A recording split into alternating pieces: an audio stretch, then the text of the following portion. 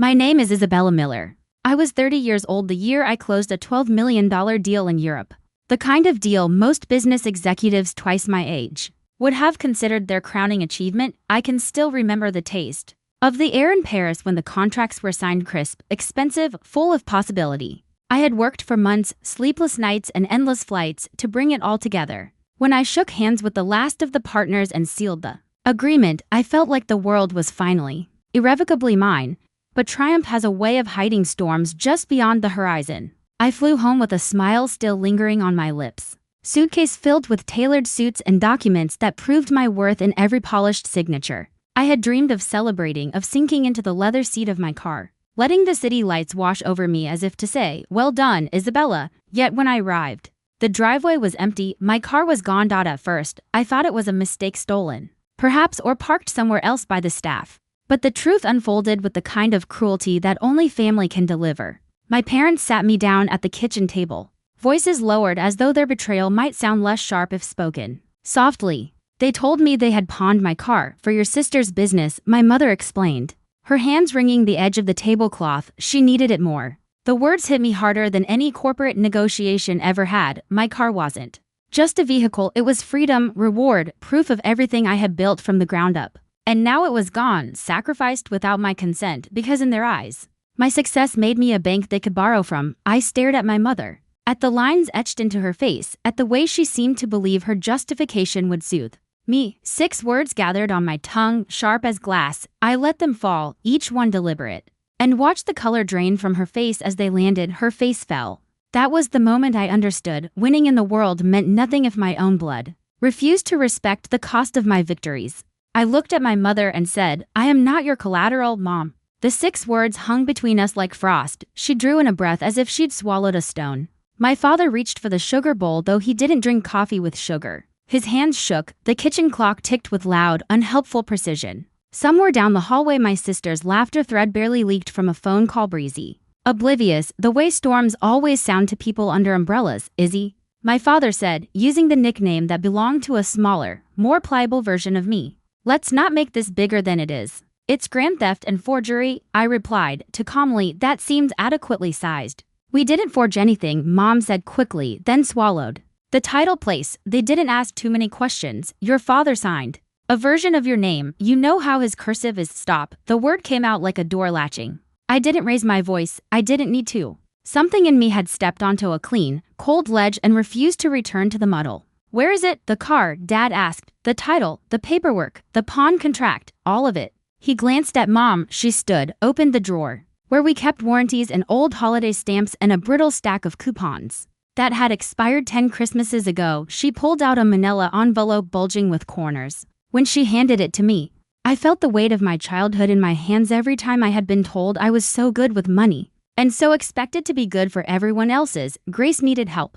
Mom said, the plea arriving now that the truth had been said on the table. The café, she's so close to making it work. She had an equipment failure, then the landlord raised the rent, and that delivery service delayed her payment again. She couldn't breathe. "You were in Paris closing a, what was it, 12 million, and we kept thinking if we could just float her for a month. You could have called me," I said. "You'd say no," Dad muttered. "Maybe," I admitted. "And maybe that would have been the right answer. You have so much, Isabella," Mom said, gentle and brittle, "and your sister has a business she can't afford," I finished. "And I have a car I earned. This isn't about who has what, it's about you taking what isn't yours." Silence. The kind of silence that makes you aware of everything else, of the humming refrigerator, of a leaf tapping the window, of the life you've built vibrating impatiently on your phone in your bag. I opened the envelope. On top was the pawn contract. Miller, Isabella A. Vin ** loan amount. Interest rate. That looked like a joke until I saw the small print that made it legal. The signature was not mine, but done in a way that suggested my hand had fallen asleep and woke up on the wrong life. Beneath it were copies of the car title and the spare key paperwork, and a card from the man who ran the place. Artless font, the kind predatory businesses use to pretend they're friendly. "How long until they take it?" I asked. Dad rubbed the back of his neck. "A week, maybe less." I closed the flap. "You'll call Grace. She's working," Mom said, and then she added, a little desperately, "She's got that pop-up event tonight with the influencer. It could turn everything around." I stood. "You will call her?" "I'm going to the title place, and I am taking a lawyer. We don't need to make this a public thing," Dad said, rising. He had the kind of father voice that used to stop me at doorways. It didn't now. I'm not making it public, I said. I'm making it real, outside. The driveway was a bright emptiness. My rental car sat at the curb like a witness that would refuse to testify. The afternoon had baked itself into the concrete. I dialed the number for the only lawyer who knew both my family and the inside of a courtroom well enough to navigate this without turning my mother into headlines. Mara Lynn, my college roommate who had gone from debate champion to a partner at a boutique firm that specialized in white-collar tangles and family messes. She picked up on the third ring. Isabella, I saw the press release, she said. 12 million. Nicely done. How many croissants did that cost? 3 suitcases, I said. Mara, I need help.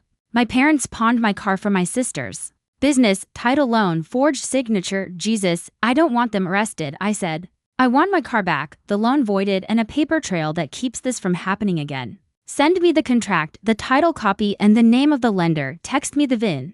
Don't confront anyone at the shop without me. I can meet you there in 45. I can't promise not to confront, I said, already taking photos. But I can promise to wait 45 minutes before I do. Mara arrived in 37. More efficient than her own caution. She slid out of a dark sedan in a linen blazer that looked like it had been ironed by the sun. Where's the battleground? I handed her the envelope. We drove together to the address on the card. A strip mall office between a payday loan store and a nail salon. The sign above the door was cheery, almost childlike, easy title and pawn. Inside it smelled like air freshener trying to seduce anxiety. A man with a thinning ponytail looked up from behind thick glass. Afternoon, ladies, need cash today? No, Mara said pleasantly, and placed her business card against the window. We need to unwind a mess your store is tangled in. Can we speak somewhere private?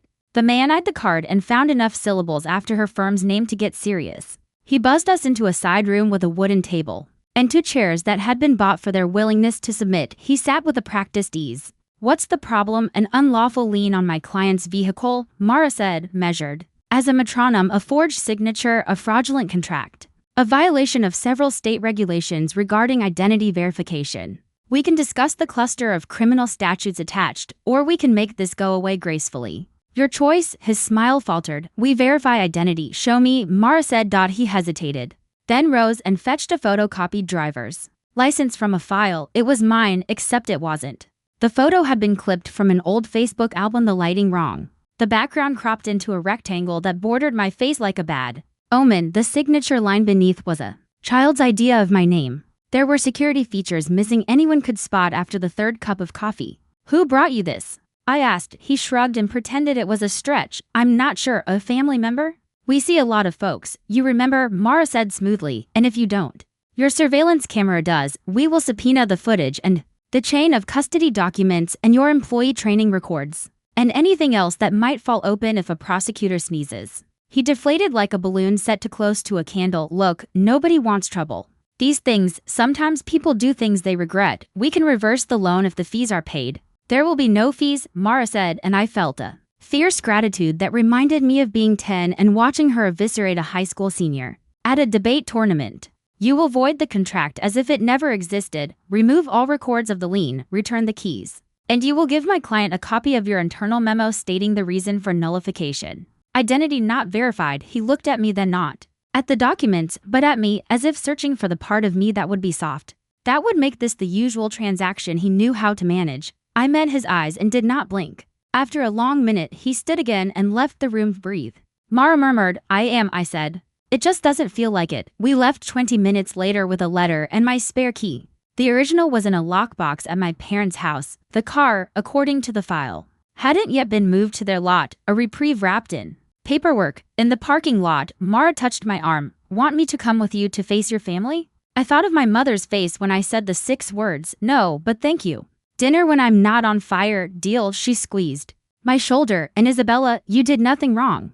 I drove the rental back to the house and parked where my car should have been, inside. I found Mom at the sink, not washing any actual dishes, just running water as if it were prayer. Dad sat at the table with the newspaper open to a sports page. He wasn't reading. Grace had arrived, 27, hair in a top knot, flower on her left elbow like a signature. She glanced at me, then away. You went to the title place, she said. And the way she said it made it sound as if I had gone to a nightclub in the middle of the day. I did, I said. The loan is void. The lien is removed. The keys are Back in my possession, for now, Dad muttered. No, I said evenly, for always. Grace folded her arms. I needed help. You needed a plan. I took a breath. If you'd asked me, I would have said no to risking my car. But I would have offered time, advice, maybe even money if you'd shown me a budget that could stand. What you did was theft. What Mom and Dad did was enable it. Mom's eyes filled. But she didn't argue. Grace did. You think you're better because you make more money. I think differently because I make decisions and own them.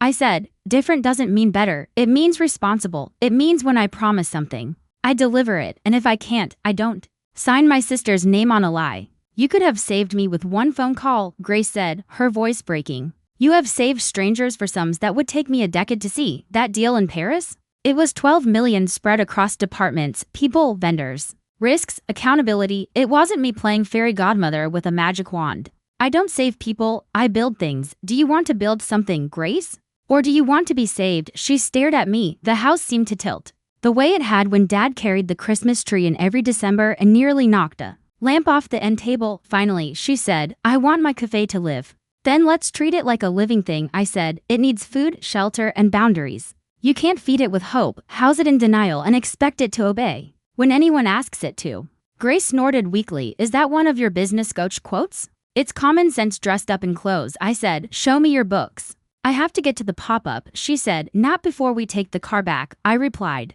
and held out my hand. Keys? Her eyes flashed. You're not serious. You used it as collateral without my consent, I said. I'm retrieving what's mine. She didn't move. Mom, quietly, went to the drawer and placed my original key on the table. I took it for the spare. She whispered, I thought it would be easier. I took the key and pocketed the old life. Grace, I'll drive you to your event. We'll talk on the way. Tonight you bring me everything, receipts, invoices, the lease, your supplier contracts. Tomorrow morning we meet at the cafe before opening. We fix what can be fixed and we cut what can't. Bossy, she said. Alive, I answered. We drove in silence at first, the kind of silence that let the world outside keep us company. Riverton slid past the windows, brick buildings with awnings that had outlasted several owners. A mural on the side of the pharmacy that showed a river, more blue than the real one, a florist shop unchanged since the 80s. Grace's café, Brew Bloom, was hosting its pop-up at a design studio 2 neighborhoods over. She fiddled with a stack of loyalty cards in her lap. You know, she said finally.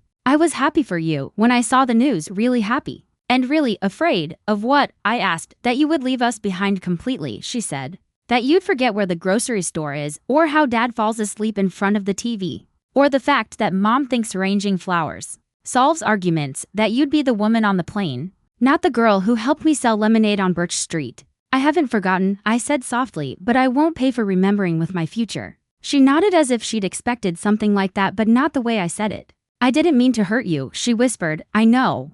I said, that's part of the problem. The pop-up hummed like a beehive when we arrived. Music, chatter, a string of hanging lights pretending to be stars. Grace carried in trays of pastries she'd baked at dawn and set them on a long table. People who knew her called her luminous. She could talk to anyone. She gave away warmth like an appliance no one had invented yet.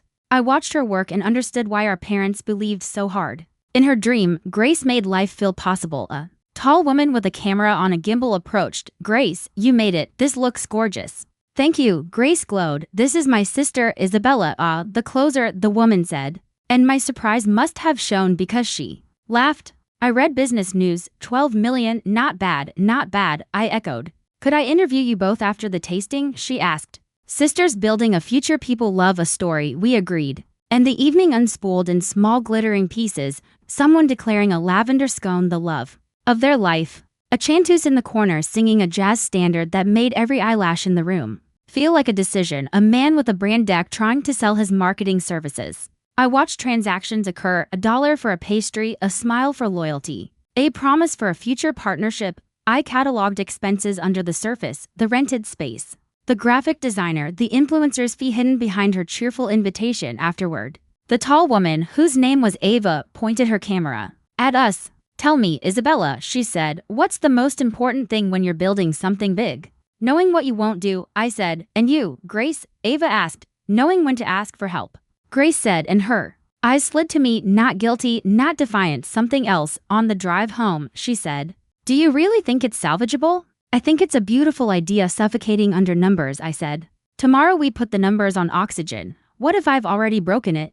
Then we build something else, I said, but we do it honestly. At home the house was quieter, as if the walls had been listening and were now considering how to keep their secrets.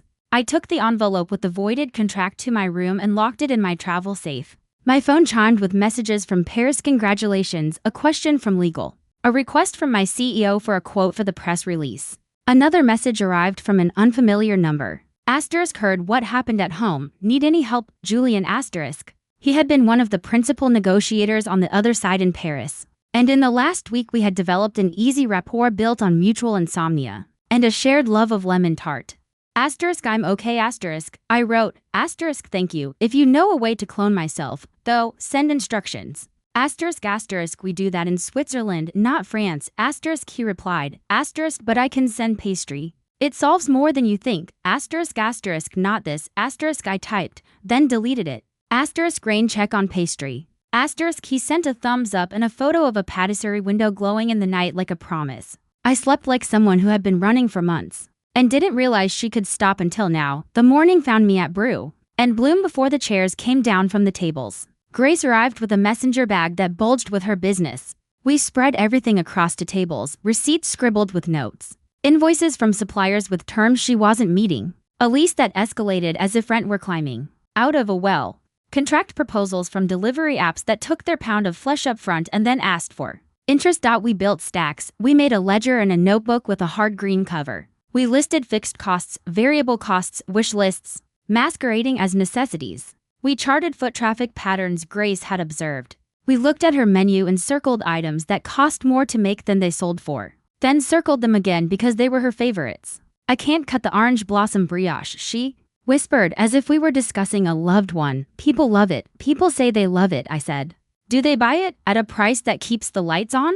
She looked like a person being asked to choose between her heart and her lungs. We can test. I offered 3 weeks, price it where it needs to be, give samples, track conversions. If it fails, it goes. She nodded, small and brave. We went on like that for hours. I taught her to calculate her break-even point. She taught me the feel of dough that rises exactly right for a croissant. We were two sisters translating our languages into each other's. At noon, my parents walked in with a bag of sandwiches and the faces of pilgrims approaching a shrine.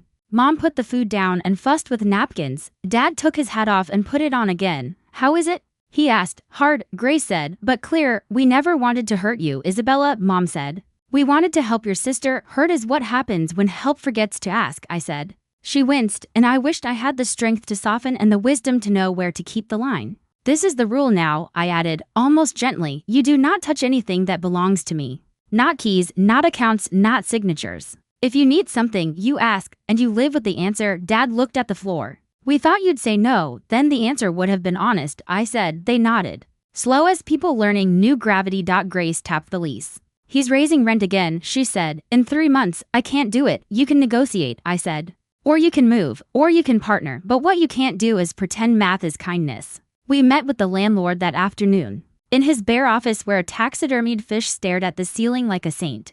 I handled the numbers, Grace handled the humanity. We walked out with a smaller increase and a 6-month review clause. It wasn't perfect. It was better. Progress made it delicate. Unfamiliar music. Over the next week, we renegotiated supplier contracts. Grace reduced her hours on the delivery app and increased her catering gigs, which had better margins and fewer headaches. We reworked her menu. I loaned her money not as a sister but as an investor with a contract and interest rate that was kind but real, collateral that was not my car. We set up payroll correctly. We opened a business credit card and promised it better treatment than a first crush. One evening, after close, we sat on the floor of the café eating the last 2 orange blossom brioches priced correctly now. Moving, slowly but with potential if marketed on Saturday mornings. When the farmer's market crowd came through, you were ruthless, Grace said. She didn't mean it as an insult. I was honest, I said. You were both, she corrected and smiled. Thank you. I don't want your gratitude, I said. I want your balance sheet to make me proud. She laughed. It's getting there. On my way home I stopped by the river. Riverton's water slid under the bridge with the tired persistence of a blue-collar worker. I leaned on the railing and let the cool breath of evening iron me smooth. My phone buzzed. Julian again. Asterisk how goes the kingdom? Asterisk messy, stabilizing. Asterisk I wrote. Asterisk do you ever feel like your life is 2 rooms you keep walking between? And every time you leave one the lights flicker in the other. Asterisk only when I forget which. Room is home, asterisk, he responded. I looked at my reflection in the dark water and thought about rooms and homes, and how you build them in people and in work, and how both can burn you down or lift you. I thought about my 6 words and the way they'd burned, and how maybe sometimes fire is necessary to see what's left when the smoke clears. A week later, we had our first truly good day at the café. A Saturday morning with a line out the door. That didn't end in red ink. Grace worked the counter like a conductor. I worked the back office like a surgeon. At noon, Mom brought flowers and Dad brought a story about a kid who used to skateboard in the parking lot and now had a baby. We ate soup from the deli next door and toasted with iced coffee. Grace put a jar on the counter labeled Future Oven Fund, and people fed it bills with a generosity that made me blink fast. That night, as we counted the day's take, Grace said, "It's working. It's trending," I corrected, but I smiled. She sobered. "I need to say something," she said. "When I asked Mom and Dad to help, I told them you wouldn't mind if they used the car. I made it sound like you'd agreed already. I didn't mean to trick them. Exactly, you manipulated them," I said. I was desperate. Desperation explains, it doesn't excuse. I watched her face absorb the difference. "Thank you for telling me. Don't do it again." "I won't." She hesitated. "Can I ask you something?" "Anything." "What were the 6 words you said to Mom?" "She wouldn't tell me. She just said they made her realize she'd crossed a line." I met my sister's eyes. "I am not your collateral, Mom." Grace exhaled, half laugh, half pain. "That's perfect, horrible, perfect. It was necessary." I said, "Are we okay?" she asked, and she didn't mean the cafe. "We're starting over," I said. "That's sometimes better." Then okay, we were locking up when a man in a suit I recognized from the bank walked in. Had in his hands the way men in old movies approach women they don't know how to apologize to. He looked around as if business could provide him privacy. "Ms. Miller," he said. "Which one?" Grace asked. "Bright and fierce." "Both, I think," he said, and offered me an envelope. "I'm here about a line of credit application that was submitted in your name earlier this month. We ran into a few irregularities." My stomach went cold. "In my name?" He nodded. "Yes." The application was compelling, strong income, excellent credit. The supporting documents were creative. "I didn't submit anything," I said. "I suspected as much," he replied. "Given your career, I thought you'd want to know." We flagged it and denied it. "But these things have a way of sprouting elsewhere." Grace went pale. "Who?" I was already moving. Already feeling the old house tilt again, harder this time. Pictures rattling on walls we'd only just straightened. The man handed me the envelope. Inside were copies, an application form with my details but an address I hadn't used since I was 22, a scan of a passport that was mine, except for a subtle distortion that made my face look like a cousin's. Attached, a business plan for a new concept with my name on it as guarantor. The business name made my jaw set. It wasn't Brew and Bloom. It was Miller Events, my mother's long-standing dream of a wedding planning service. The one she talked about in Springs when tulips surfaced and she believed anything did to. I closed the envelope and saw my mother's hands at the sink, rinsing invisible dishes. I saw the soft places in good people where rationalizations bloom. I saw that our fire had not burned out. It had only moved to another room. "I'll handle it," I told the banker, my voice low and precise. He nodded, relieved. "We thought you would." He left. Grace gripped the counter. "She wouldn't." She whispered. She would," I said, softly. "She did, and we are going to fix it before it fixes us." "How?" Grace asked. "By saying the next 6 words," I said. And in the reflection of the dark window I saw my eyes steady themselves the way a plane steadies when it finds good air. "This time we say them together." Grace swallowed. "What are they?" I took her hand, turned off the last light, and spoke into the quiet that makes families and breaks them. "You cannot spend my future, Mom." By saying the next 6 words, I said. And in the reflection of the dark window I saw my eyes steady themselves the way a plane steadies when it finds good air. "This time we say them together." Grace swallowed. "What are they?" I took her hand, turned off the last light, and spoke into the quiet that makes families and breaks them. "You cannot spend my future, Mom." We stood together in the darkened cafe for one long breath, then another. Somewhere outside a motorcycle snored through the intersection and a dog barked like a door with rusty hinges. Grace's hand tightened around mine, the way a knot cinches when it has finally decided what it's holding. We drove home without music. The house glowed a tired yellow in the streetlight, a color that had always meant safety until the last few weeks taught me that safety is not about light but about truth. Mom was at the kitchen table with her cardigan folded over her shoulders, as if warmth were a question. Dad sat beside her with the crossword filled in except for a single square. The banker's envelope lay where I had left it. "We closed up late," Grace said, as though the lateness were our only offense. "And we have something to say." Mom looked at me, then at the envelope, then at me again. In that look was the entire lifetime we had already lived together: bandaged knees, birthday cakes. The time I took her grocery list and divided it by aisle to save her an hour. The quiet way she had watched me leave for Paris as if the plane would subtract me instead of bring me back. She opened her mouth but no sound came. I said it again. This time without ceremony. You cannot spend my future, Mom. The words dropped into the room and rang. They did not need explanation. They were a boundary drawn in ink that would not wash out. Grace echoed them, softer and just as firm. You cannot spend her future, Mom. My mother's hands pressed flat to the tablecloth like she was trying to iron regret into fabric. I didn't mean to spend anything, she whispered. I only wanted to start something of my own. It was just an application. I thought if the bank said yes, then it meant the dream was worth doing. It meant the numbers were worth investigating, I said. That's all approvals ever mean, but the application used my name, my credit, my history, my future. You didn't start with your own. Dad cleared his throat like a man stepping onto a stage he'd never wanted. I should have stopped. I didn't, I thought. He glanced at Mom. I thought she was owed a chance. Owing a chance and stealing one are different verbs, I said. I kept my voice level. Because even when you are right, the way you hold your rightness determines whether it heals or destroys. We will fix this. We will sign the affidavit with the bank. We will put alerts on our credit files. And then, if you want a chance, we will build one with clean hands. Mom's shoulders lifted and dropped as if breathing had to be negotiated. I'm sorry, she said. The words were small and honest and late. I know, I said. We did not sleep. We made tea and let it go cold. We called Mara, who answered like she never slept in a world where signatures could be stolen. She told us what to save, what to print, what to promise, what to refuse. We wrote a new set of rules on a yellow legal pad. No one signs for anyone. No one uses anyone's property as collateral. If you need help, you ask, and if the answer is no, you don't remodel it into yes by using someone else's name. We signed that paper like it was a constitution and taped it to the inside of the kitchen cabinet, where the mugs lived, because if there's anywhere rules should reside, it's where the caffeine does. In the morning, we met the bank's fraud officer in a glass room that smelled like new carpet and sterile apologies. I signed an affidavit affirming the application wasn't mine. Mom signed a statement admitting she had submitted it without my consent. The officer, a woman with a calm face and the kind of voice that makes bad news measurable, explained the path forward. The application canceled, the file flagged, the credit bureaus notified. She kept her eyes on me as though I were the one likely to unravel. I didn't. Mom cried into a tissue that turned translucent and then gave up. Will there be consequences? Mom asked. There are always consequences, the officer said gently. But there will be no formal charges. If Ms. Miller declines to pursue them, she nodded toward me, and she has declined. We walked out of the bank into noon light that felt like a verdict. Mom took my arm a few steps, then let go. I was wrong, she said. I was wrong in the old way and the new way. I've been living a long time with a story about myself that says I only exist if I am doing for other people, and then I made a new story that said I would finally exist if I did something of my own, no matter what it cost.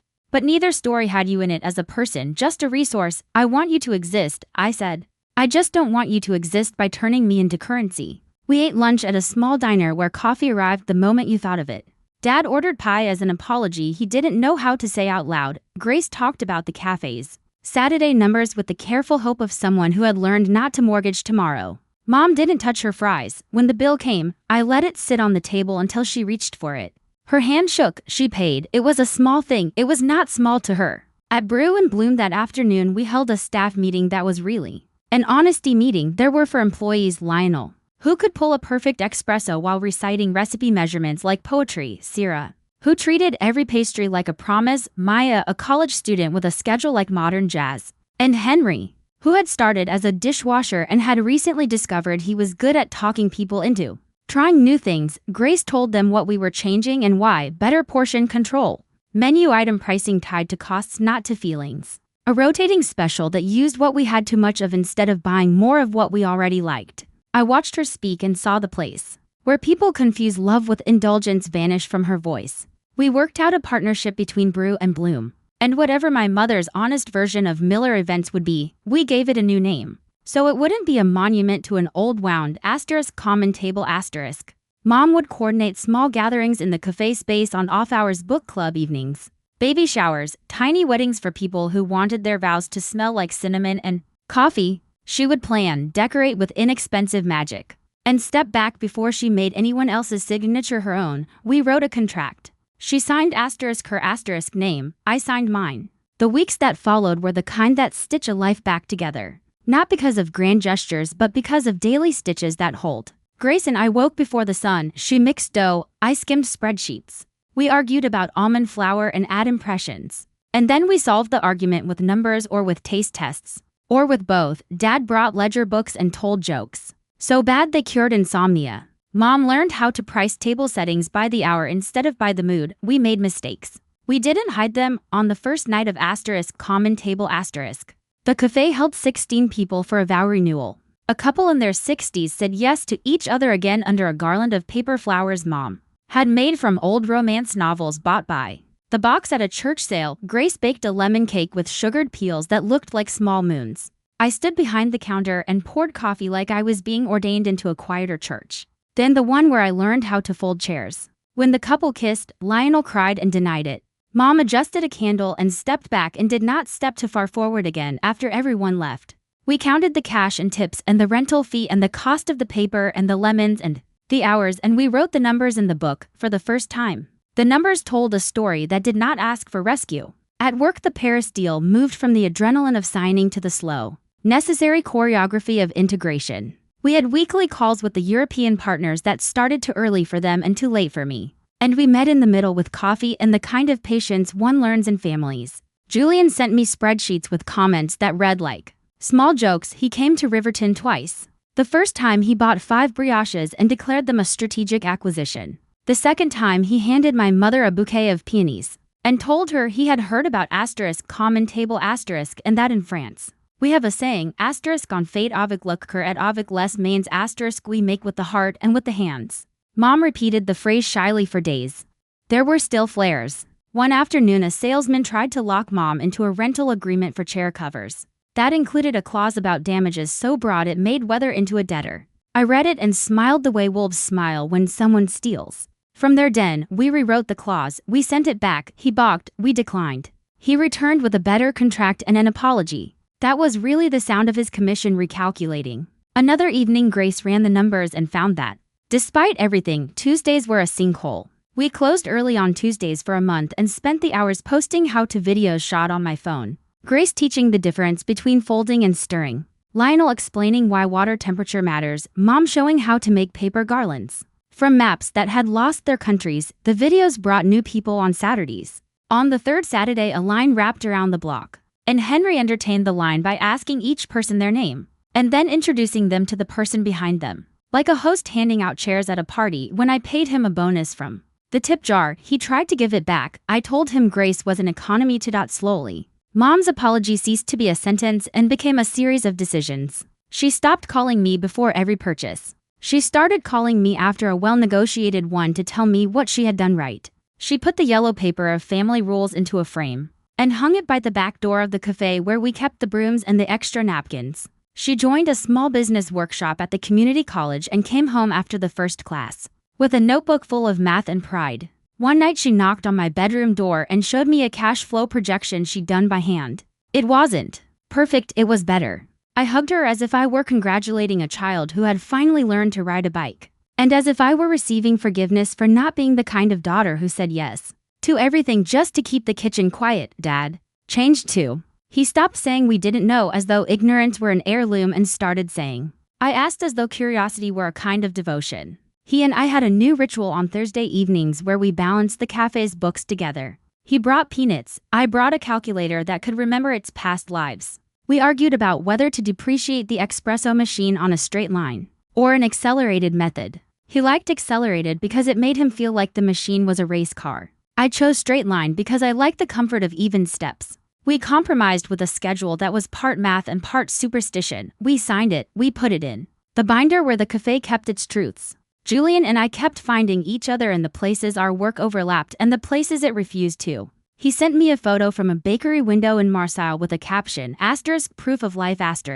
I sent him a photo of Grace with flour on her nose and wrote, proof of joy.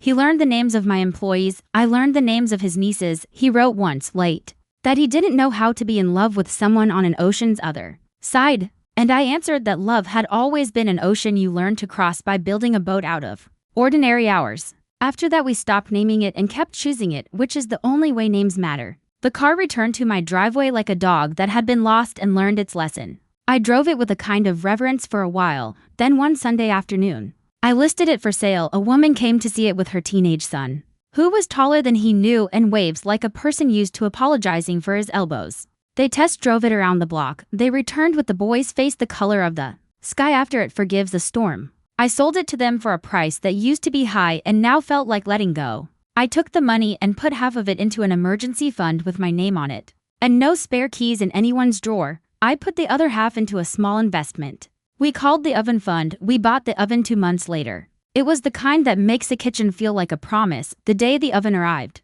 The delivery men couldn't angle it through the back door without taking the door off its hinges. We unscrewed hinges and held our breath and slid new steel into an old life like midwives who had done this before. When the oven settled into place, Grace cried the way people cry at baptisms. Mom pressed her hand to the metal like she was blessing a forehead. Dad ran his hand along the side to check for scratches we would pretend not to see. We baked 10 trays of cookies we gave away to the people in line as a thank you for their patience. While the installation snarled the morning, the cookies tasted like something we had been trying to say finally finding its language. There were setbacks. A storm knocked out power the weekend. We had 3 events booked. We moved the vow renewal to the florist shop where candlelight turned petals into lanterns. We rescheduled the birthday party and made the postponement a surprise. That made the birthday girl feel like she got 2 birthdays. We held the book club by daylight in the park, and it felt like reading on the porch of a childhood that had been kind. The storm also revealed a leak in the roof over the storage room, and for a week the cafe smelled like damp cardboard and resilience. We found a roofer who used to drink here when it was a bar. Called the Blue Heron. He gave us a discount and a story about a bass he never caught. We gave him cinnamon rolls and a receipt that would finally tame his taxes. On a clear Tuesday morning when we had finally admitted Tuesdays to the calendar again, Mom brought me a folder with tabs labeled in her handwriting, which had always been beautiful even when it forged. The tabs read vendors, clients, budgets, ideas. The last tab held a list of future events she wanted to try, a long table dinner for people who had moved to Riverton in the last year, a prom night for couples who never had one, a quiet ceremony for people who wanted to say goodbye to things together. I added a line, a workshop on how to read contracts without fear. She looked at me and nodded as if that, too, could be a ceremony. Months slipped. The cafe's anniversary arrived like a friend who brings her own chair. We decorated with garlands made from printed copies of our first menu, which had been terrible. People loved them. We sold out of everything. Julian flew in for 36 hours and wore an apron and mispronounced dish pit in a way that made Lionel laugh, until he leaned on the counter. That night, after we turned the sign to closed, we pushed the tables together and ate from the broken cake that had been meant for a customer who never showed. We toasted with seltzer because everyone had to be up at 5. Mom stood and made a speech that was really a confession undone. She said she had thought success was a room she would never be allowed into. So she had tried to sneak through someone else's door, and now she knew you could build a door with your own hands if you asked for help and also for forgiveness the right way round. When she sat, I took the yellow rules from the cabinet and read them aloud, not as a punishment but as a liturgy. We added one new line, if we fall forward. And together, we all signed again. Lionel drew a heart next to his name with a flourish that embarrassed him even as he did it. The Paris integration completed without spectacular failure, which is to say it succeeded. My boss called and offered me a promotion that would have moved me to Zurich. For a day I imagined my life there, clean trains, mountains like old gods. A language that made my mouth move differently. I imagined, too, the cafe without my Thursday night ledgers. Grace without my Saturday morning line wrangling tricks. Mom without my quiet glance across the table when a clause looked hungry. I turned down the move and negotiated a different promotion. One that left my home address intact and my passport willing but not required. My boss called it unconventional. I called it alignment. Fall leaned in. And with it a city grant we hadn't expected. The grant was small and precise. It required proof that we were educating as well as selling. Grace designed a series called Baked in Business *, where we taught simple financial literacy through recipes. How a budget is like a sourdough starter, how fixed costs are flour and variable costs are salt. How profit is not the frosting but the cake itself. People came, young bakers, old bakers, people who didn't bake at all but liked to sit in a room where math and butter played nicely. Mom ran the sign-in table. Dad told a joke about straight-line depreciation that was so bad it became famous. I watched a teenager look at a spreadsheet like a map and say, oh, the way people do when they find the river they knew existed but couldn't name. There was one more test. There is always one more. A woman who had once been a friend of the family showed up with paperwork for a gala. She wanted common table to coordinate. The paperwork was wrong in 7 places, including a clause that indemnified her and her alone if the world fell apart. Mom read it, smiled, and said she would review and respond tomorrow. She brought it to me. We sat at the back table with the broom closet and the framed rules and a bowl of almonds. We circled the 7 places and read, not angry, just precise. The next day, Mom returned the contract with her corrections and a note that said, we would be honored to help if we can do it right. The woman refused to change the terms. Mom declined to accept the job. She came home and cried not because she had lost the business, but because she had learned to protect the business, and learning sometimes hurts. We made cinnamon toast and ate it leaning over the sink like teenagers who had missed curfew and told the truth anyway. Winter arrived with light that made the river look like a sheet of metal hammered thin. In the early mornings, I drove to the café wrapped in a coat that made me feel like the kind of woman who had figured out her temperature. Grace started carrying tiny hand warmers in her apron. She gave them to customers who misjudged the season. Mom kept a basket of scarves by the door with a sign that said, take one, bring it back, or don't. Dad wore a knit hat with a pom-pom and pretended it wasn't ridiculous. In the afternoons, the café filled with the steam of soups and the hum of people finding temporary shelter in the weather and in other people's eyes. On the shortest day of the year, we closed early and lit every candle we owned. We sat in the dimness and said out loud the things we had been afraid to say in daylight. Grace said she still woke some nights convinced the oven would stop working because she had finally been happy enough to deserve loss. Dad said he feared becoming obsolete in a world that moved numbers through phones faster than his pencil could travel. Mom said she was scared she would never fully forgive herself for the forge and the loan, and the impulse that had kissed both. I said I was afraid of building a life that depended on my vigilance alone, and of missing the moment when vigilance could loosen into trust. We sat with those fears like guests we didn't know where to seat. We didn't fix them, we acknowledged them. Sometimes that is the only fix there is. After New Year's, we hosted a wedding that had been postponed twice by circumstances no one could control, and once by a clause someone had tried to control. The bride's father gave a speech that began with a joke about the weather and ended with, I thought my job was to pave the road for her. Turns out my job was to stop parking on it. Mom laughed and covered her mouth as if laughter needed permission. When we cleaned up, I found a place card on the floor with the word future written in gold, and a tiny drip of wax in the corner. I stuck it in the frame with our rules. Spring brought daffodils and taxes. We filed both. We owed a little and paid it with relief. Owing a little meant the numbers were alive. The river unfroze. People returned to their outdoor voices. Julian sent me a photo of a park bench with the caption, to seats, one missing you, I wrote back, hold it. I'll be there in June. I booked a ticket. Not as an escape but as a visit from a life that could hold more than one home. On the anniversary of the day I said the 6 words. We gathered at the kitchen table and ate pie that did not apologize for sugar. We read the yellow paper again. We added one last line beneath the frame, written in Mom's steady hand, we remember that love is not alone, we signed. The ink dried. That night I walked to the river alone. The water moved with the confidence of something that had decided not to drown this year. I thought of the woman who had boarded a plane to Paris with a suitcase full of competence and a heart that still wanted to be a daughter. I thought of the woman who had returned to an empty driveway and a kitchen where love had become a ledger written in the wrong ink. I thought of the car that came back and the oven that arrived and the peonies that opened the way my mother's hands had.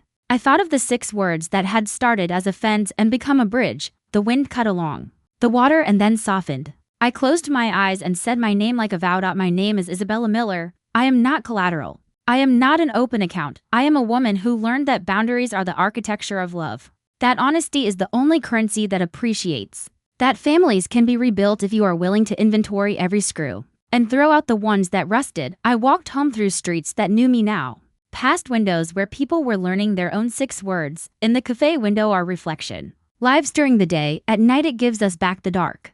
I unlocked the door, checked the ovens like a parent checking a sleeping child, turned on the tiny blue light that keeps the starter warm, and wrote tomorrow's prep list in my careful hand. When I put the pen down, the room was quiet in the way work is when it has been done honestly. I turned off the light. And in the glass I saw my eyes steady themselves again. The way a plane steadies when it finds good air. And I knew that whatever weather waited, I had learned how to fly through it and how to land. I locked the door, I walked into the night that belonged to all of us. And I went home.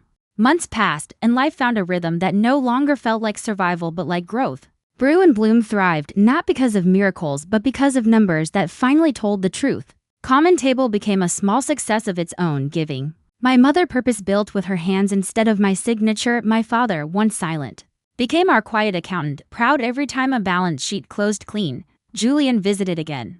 And this time, instead of pastries, he brought a question that hovered between business and love. What if you stopped choosing between Paris and Riverton and simply chose yourself? I didn't answer then, but I carried the question like a seed. Grace learned to stand taller in her own business. The cafe no longer leaned on me, it leaned on itself, on the team, on the community that believed in it. She smiled differently. Now, less desperate, more certain, and my mother, her apology grew into action. She never touched my name again. One evening, while cleaning up after a small wedding, she whispered, "You were right, Isabella, love is not alone." It was all she needed to say. The day came when I stood by the river, the same river I had looked at in anger, and I felt something change. I wasn't carrying my family anymore. I was walking beside them. I wasn't collateral. I wasn't a bank. I was simply Isabella Miller, 30 years old. A woman who had learned to guard her future without closing her heart. I turned from the river and walked home, past the glowing cafe windows where laughter spilled into the street. Tomorrow would bring more work, more choices, more storms, but tonight, I finally knew the truth. My future belonged to me, and that was enough.